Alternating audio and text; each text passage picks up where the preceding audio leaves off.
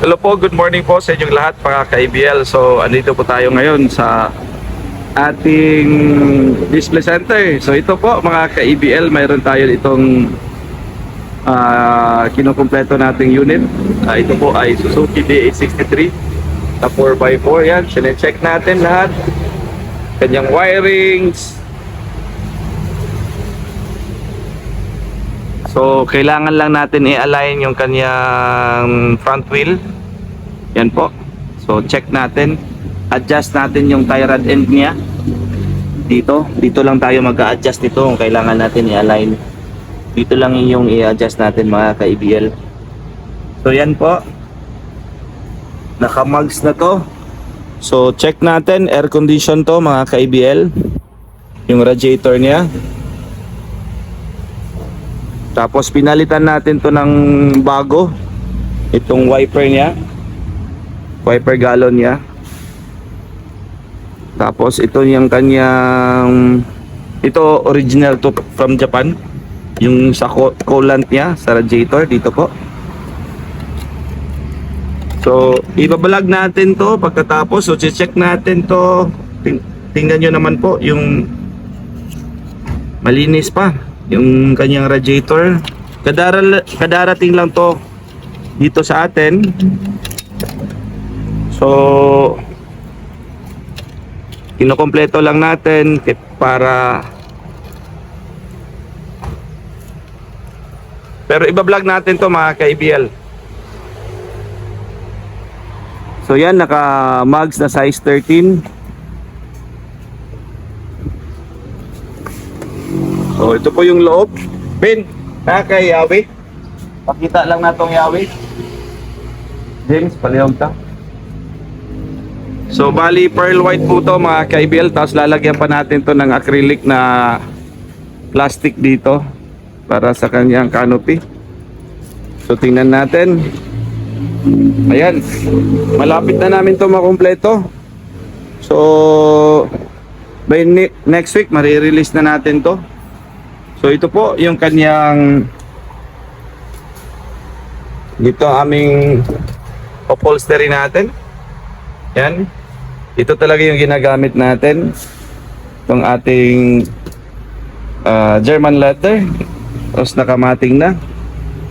Malinis tingnan sa loob. Yan po.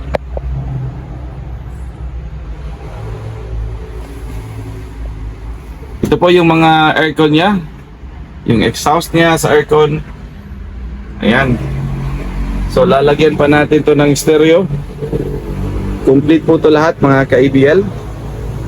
Lalagyan natin ng harness na 4x4 niya. Ito po ay manual. Ito yung hydroback niya. Hydroback, brake master. Yan po yung blower niya. Yan. So malapit na itong makompleto. So by next week release na natin to. So yan po, naka-undercoat po lahat yan.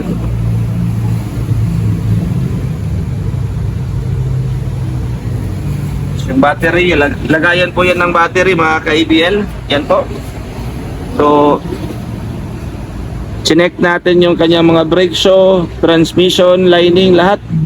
Ito is wala pang sticker, lalagyan pa natin to ng stepboard. Tapos yung kanyang headlight. So ito yung dashboard niya mga ka-ABL. Hindi po to madali magkumpleto ng unit pa ka-ABL. Yan ang sinasabi ko. Hindi ko lang alam bakit yung iba ang bilis nila. Kasi kami dito po sa ABL Cebu Motor Traders, talagang detalye yung trabaho natin. Sine-check natin lahat. So ito po. Ito po yung ilalim natin.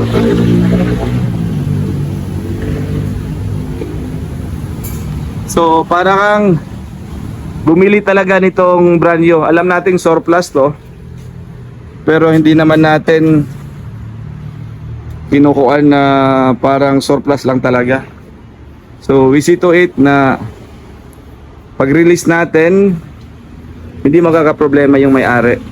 So yun lang naman parate yung mga binibigay naming assurance sa mga clients natin.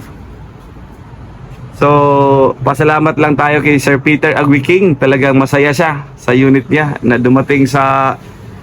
Hindi lang niya ma-post kasi hindi niya alam sa FB page natin. Parati kasi siyang nanonood sa ating YouTube channel. So, yan na po mga ka-ABL. BI pa lang to. Once malagay na natin lahat, iba-vlog natin to. Complete vlog talaga po. Detalye po. So, yan po mga ka-ABL. Maraming salamat. Sa susunod po. Yan po yung ating Suzuki na DA63. Pearl white po yung kulay natin dito. Thank you po. Abangan nyo po to. Ba-vlog natin to by Saturday pag malagyan na natin ng sticker. Or Monday. Thank you po.